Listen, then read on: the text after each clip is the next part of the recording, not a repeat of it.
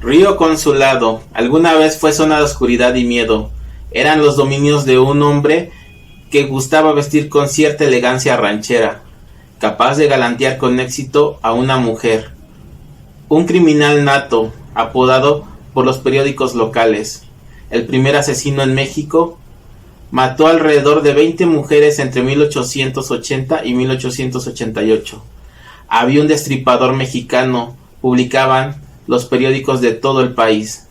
Francisco Guerrero Pérez, el chalequero, y esto es Barajeándolas, con Grey a mi derecha, a mi izquierda, Manolo, ¿Qué hay? y yo, Ponchiva Espartano 2.0, trayendo el tema de hoy de Francisco Guerrero Pérez, el chalequero, el primer asesino serial del que se tuvo registro en nuestro país. Bueno, ¿Usaba chalequitos? Sí, ¿O vendía chalequitos? no podríamos contar a los de la Santa Inquisición. eran mexicanos. Mexicanos, mano. Estamos hablando de Mexicanos. ¿Hubo mexicanos? ¿Ya de la Santa Inquisición? No era santa, ya te dije. Así la llamaban. No hay ningún registro que apruebe que era santa. ¿Qué te digo? Pero bueno, vamos al tema.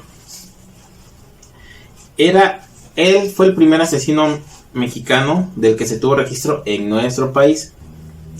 Él estuvo en los tiempos, Francisco Guerrero Pérez, en los que también apareció en Inglaterra, ya el destripador. Por lo cual fue apodado de muchas maneras. Fue apodado Barba Azul mexicano, destripador mexicano, o del Río Consulado, o el degollador del Río Consulado. Tuvimos un pirata. Sí. No Pero- tiene nada que ver con piratas, Pero el Barba cuento de Azul Barba Azul. le decían más que nada porque tenía mucha labia para conquistar mujeres. Por eso la apodaban Barba Azul. Quiero pensar que también por el cuento de Barba Azul. El asesino, creo que era ruso, que a todas sus concubinas las mataba, las tenía en su sótano, las mataba. A lo mejor, pero lo que yo encontré fue que le hacían eso por la galantería que tenía con las mujeres. Ya, pues el destripador mexicano era más que nada porque le hicieron una comparativa con Jack. De hecho, llegaban a decir que teníamos nuestro destripador mexicano. Aquí los periódicos. Bueno, haciendo un poco de historia, él nació en alguna parte del Bajío en 1840, en el seno de una familia pobre, donde vivió los abusos de una madre golpeadora y la ausencia de un padre que nunca estuvo. Él era el 11º hermano de su familia. Y pues, Ya sabes, época sin tele. sin nada de tele. Pero es sorprendente, para un padre muy ausente tuvo muchos hijos. Es que, Bueno, por lo que entendí, se ausentó cuando él estaba muy pequeño. O sea, ya nació él y empezó a desaparecer. Fue por cigarros y ya no regresó. Y posteriormente, en 1862, al cumplir los 22 años, harto de los maltratos de su madre y de sufrir la ausencia de su padre, emigró a la Ciudad de México y para ejercer acá ¿cómo se llama? ¿Oficio? El oficio de zapatero, en el cual usaba un cuchillo que también usaría posteriormente para otras cosas. Dentro del perfil psicológico que le daban, él era misógino, muy misógino, por lo mismo que había sufrido mucha violencia por parte de su madre y mucho maltrato. Terminó agarrando rencor y odio hacia las mujeres. Más sin embargo, curiosamente se decía ser 100% católico de corazón y que era muy fiel devoto a la Virgen de Guadalupe. Bueno, tampoco conocemos mucha gente hipócrita en la actualidad que se persina mucho en su templo, donde sea, y cuando sale ya le cambia la cara y la vida. Pues sí. y aparte por la época es dentro de lo que cabe entendible la parte de la misoginia. En esa época era muy común en realidad. No, pero de hecho, bueno, ahorita más adelante les voy a dar un dato curioso hablando de la misoginia y algo más. Okay. Él estuvo casado con una mujer de nombre María, con la cual procreó 4 hijos legítimos, porque se dice que fuera de matrimonio tuvo muchísimos más, porque aparte era mujeriego. También era muy común que Sí. Tenía, tuviera mujeres por aquí y por allá, que como el casamiento no era tan común. Él era, ¿cómo se llama? Tenía muchas amantes. De hecho, se dice que tenía cierta galantería para conquistarlas y enamorarlas. Inclusive muchas de ellas lo llegaron a mantener. Y que él, si hubiera querido, hubiera podido vivir como proxeneta. Pero no era lo que él en su pensamiento tenía. Quería sangre. Él quería sangre. Pues que de hecho es un rasgo muy común de asesinos seriales. En general suelen ser muy carismáticos. Sobre todo la labia la llegan a tener mucho. En realidad es muy poco el asesino serial que no lo tiene, ese rasgo. Sí, pues es para envolver a sus víctimas, precisamente. Exacto. Él vivía en lo que era la colonia, en lo que es la colonia Peralvillo. Ya los que son de la Ciudad de México saben que no es una colonia de mucho renombre. Bueno, más bien de alta alcurnia. De mucho renombre sí es. Exacto, es de renombre, pero así que digas, bueno, tiene sus cosas. Y bueno, él solía vestir pantalones entallados de cachemira, fajas multicolores y chalecos de charro. Lo describían como guapo, elegante, galán, pendencioso. ¿Pende cuál? Yo sí sé que es pendencioso. Ay, estilo. Que buscaba hacer el mal. Ah. Existen dos teorías del por qué se llamaba, por qué fue apodado el chalequero, que fue como que el apodo que más le quedó. Una decía que era por lo que tú mencionabas, que usaba muchos chalecos, porque sí. De hecho, la foto que se tiene registro de él es una foto donde precisamente sale con un chaleco muy típico. Sería como chalecos llamativos, ¿no? Como dices que usaba de charro. Ajá, chalecos de charro. Muy llamativos. Entonces, esa era una teoría.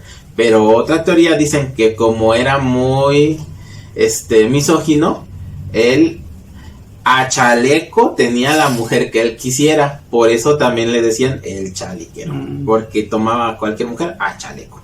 Que es una frase mexicana. Muy de aquí, pues muy del país, de nuestro país. Yo no la había oído. ¿No la habías oído? Es que tú eres raro.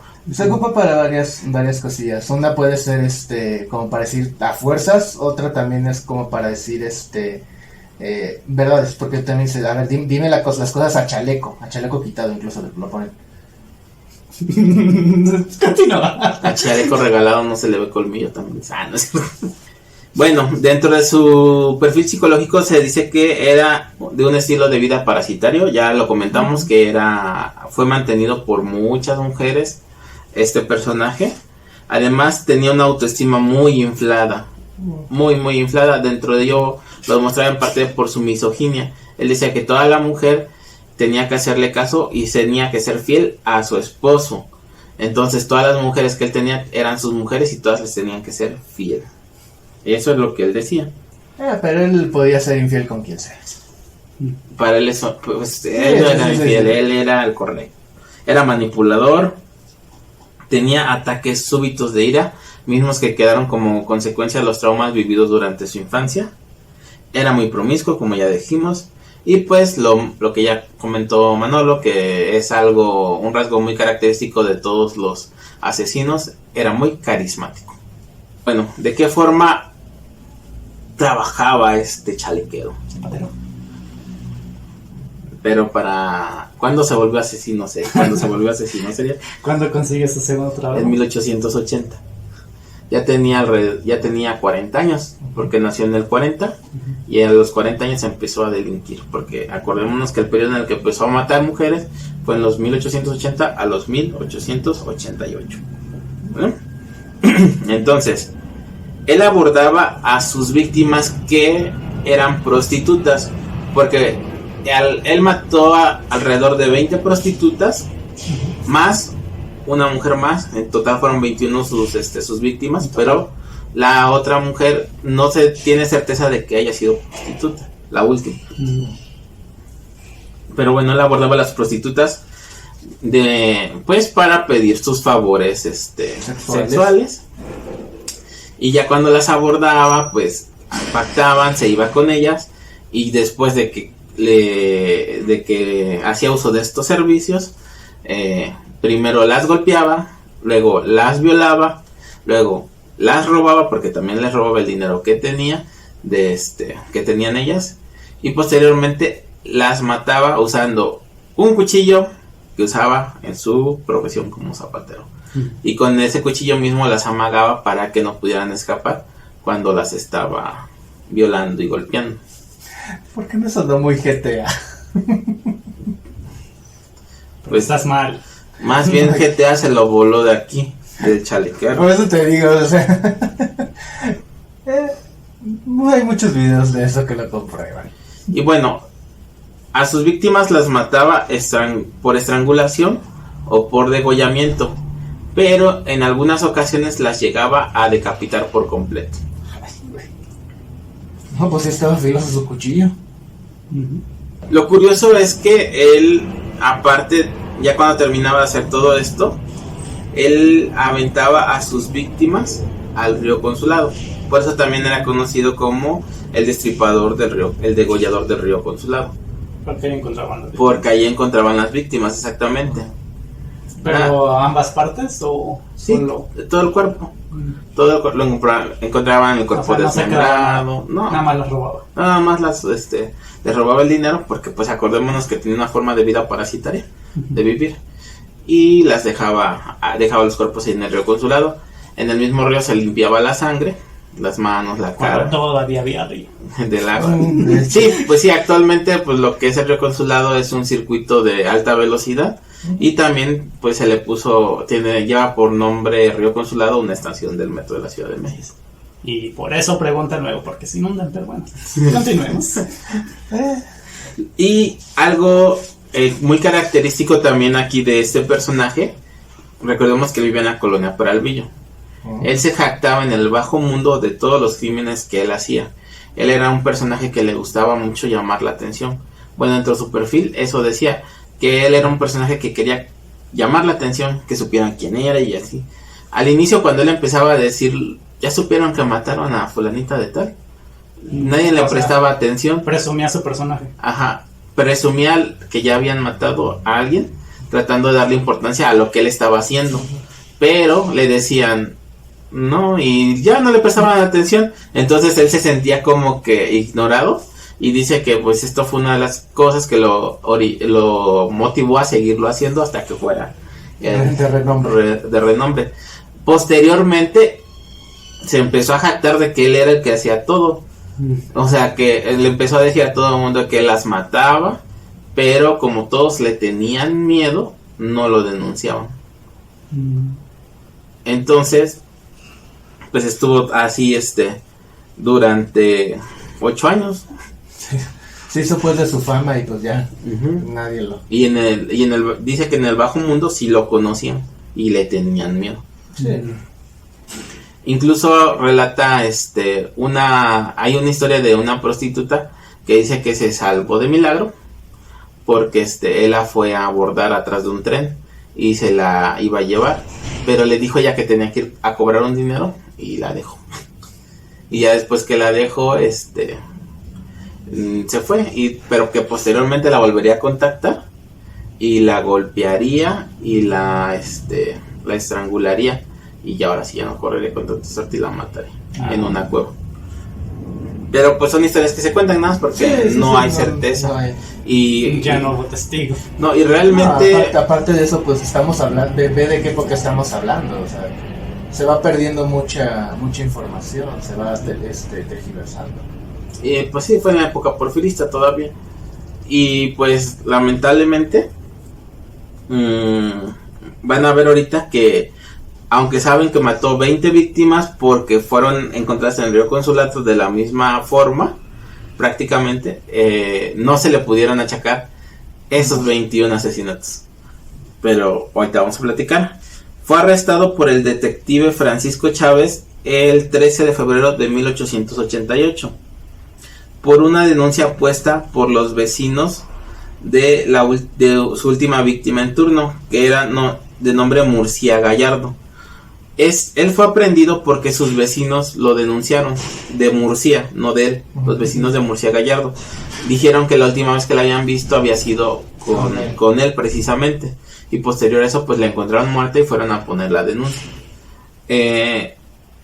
Ellos sabían que pues se dedicaba a la prostitución, pero pues de todas maneras no tuvieron el miedo de ir a poner su denuncia.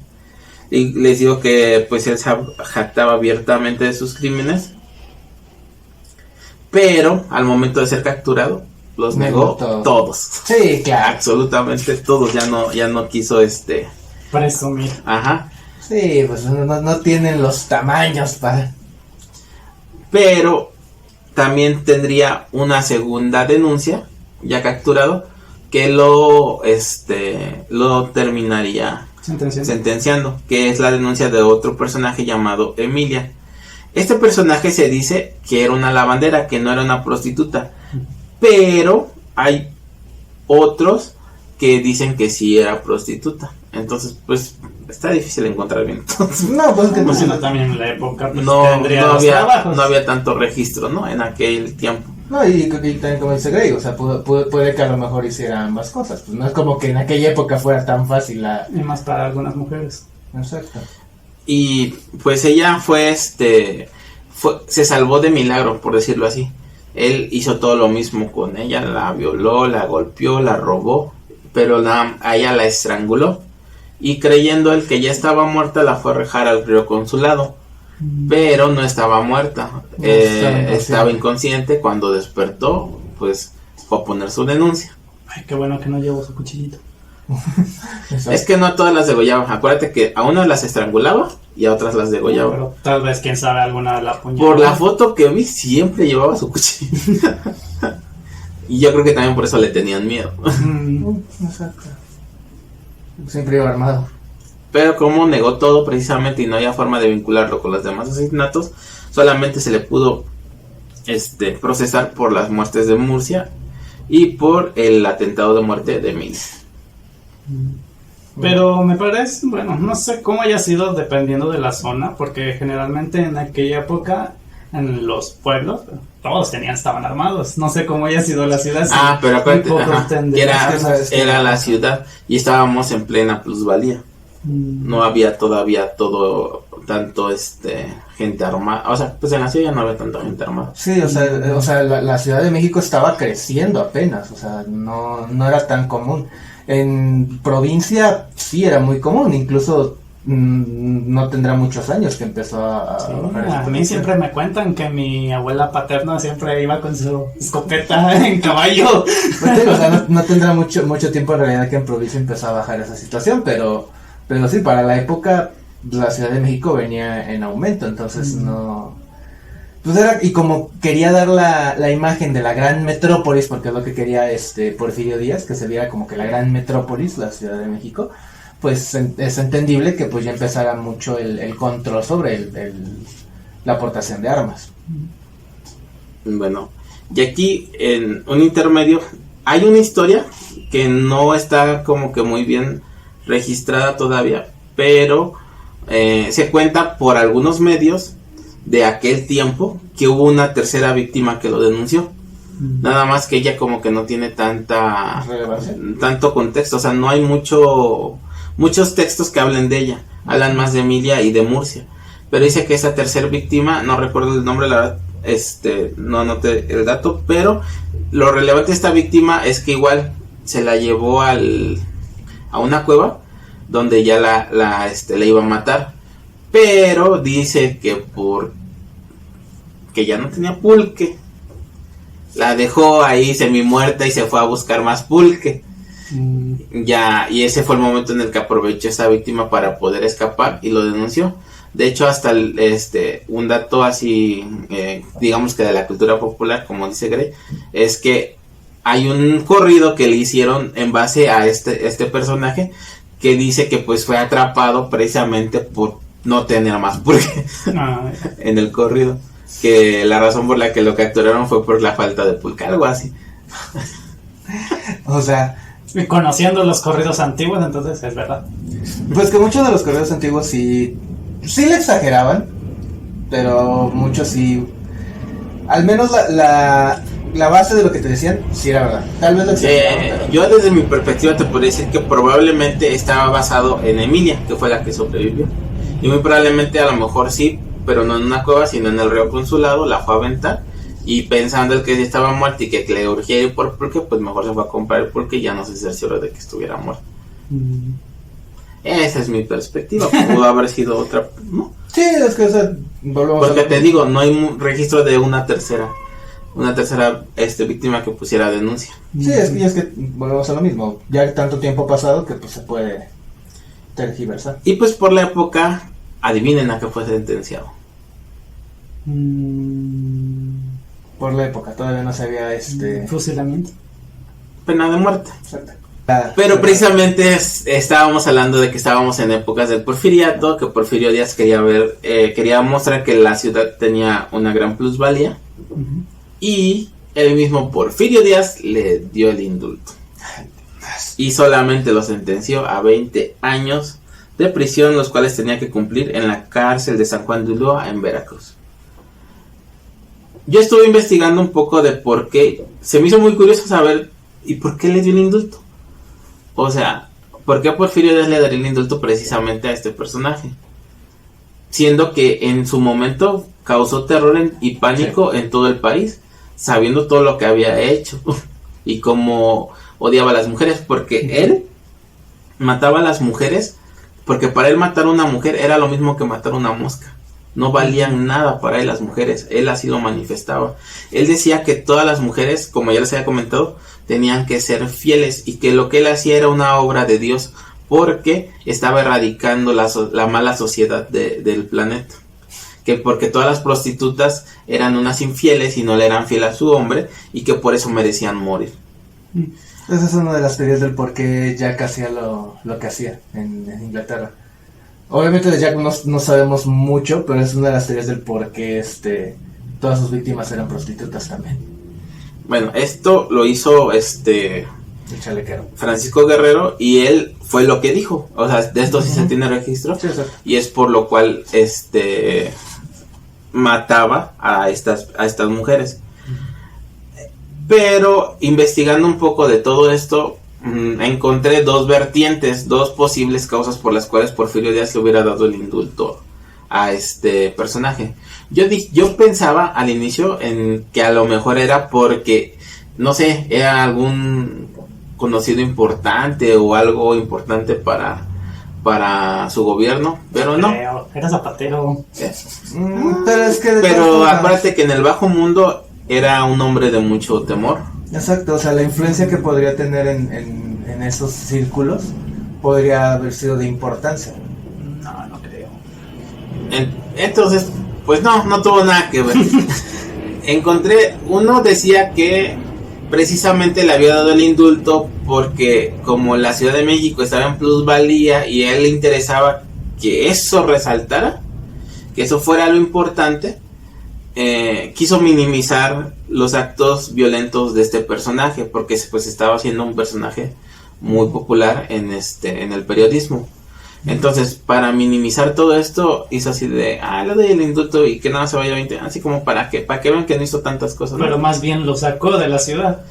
Sí, lo mandó a Veracruz, a San Juan de Ulúa, pero eso no implicaba, o sea, esto ya era una noticia a nivel nacional, no nada más se quedó aquí en la Ciudad de México, por todo el país se decía que había un yat mexicano. Sí, o sea, Sí. en teoría lo que hizo fue, pues, aplicar la que aplican algunos políticos actualmente, que lo que pasó no fue tan grave, lo minimizan y... Ajá, como diciendo, no es cierto lo que están diciendo los periódicos, solamente es un caso X y pues se va a quedar 20 años en la cárcel. Y pues estamos hablando de que fue atrapado en el 88, tendría alrededor de 48 años. Y si iba a pasar 20 años en prisión, tendría que ser liberado a los 60 años.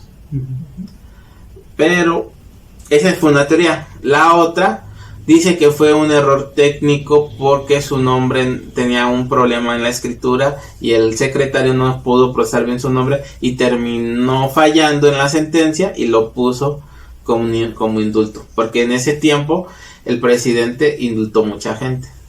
No sería extraño, al final igual era parte de su estrategia. A él mismo lo llegaron a indultar en algún momento.